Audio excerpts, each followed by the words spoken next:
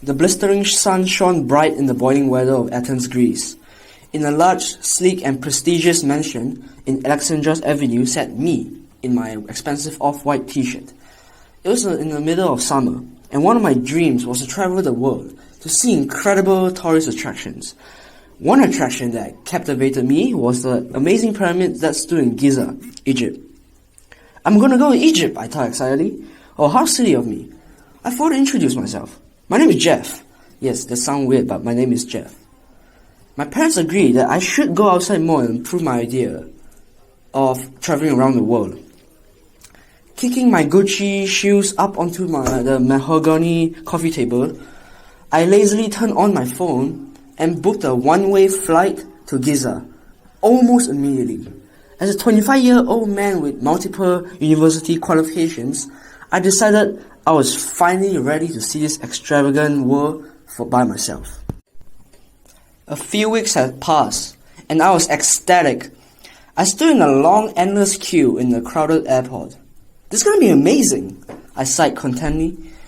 After 2 hours, we had finally reached the entrance of the plane, and I scanned the rows of seats for my own. Eagerly, rushing to my seat, there began the torturous 43-hour flight to Giza. Well, this is going to be amazing, I thought, putting a damper on my mood. After the dreadful flight, I was exhausted, but the plane had finally landed. Trudging my carry-on luggage, we had reached the open door of the plane. Suddenly, shrill screams of terror were heard from the central area of the airport. Maybe it was just the wind, I pondered, starting to get anxious.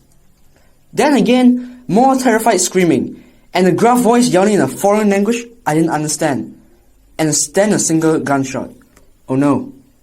Everyone, get on the ground! The same gruff voice yelling angrily broke down the relatively silent atmosphere at the airport. It took me 2 seconds to realize he was talking to the people who had just got off the plane, including me. Put your hand on your head, he yelled once again. Absolutely terrified, I slowly got down on the ground, both my hands on the back of my head. In the distance, loud sirens were heard. I felt slightly relieved.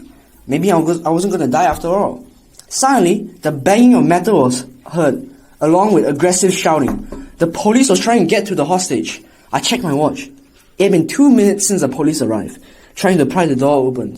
Finally, the police had broken down into the airport, and at that exact moment, I decided to jump up and spring for the exit. 3 loud bangs were heard. Get down! The same gruff voice from earlier had yelled. Almost instantly, I felt a sharp pain in my shoulder. Bright red seeping through the sleeve of my shirt.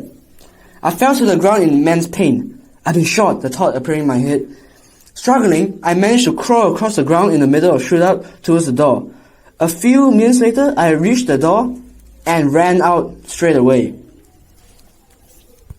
My shoulder is numb. It feels like that part of my body isn't even there. The flashing red and blue lights had caught my eyes through the window. It was an ambulance.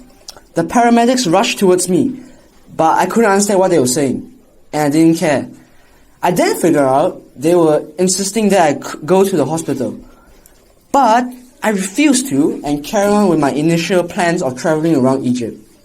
After traveling around Giza, I returned home a few weeks later satisfied, but traumatized and more paranoid than ever. Every small movement from the corner of my eye startles me. I note to myself, next time I travel, I will plan more accurately so that I wouldn't encounter that type of experience ever again.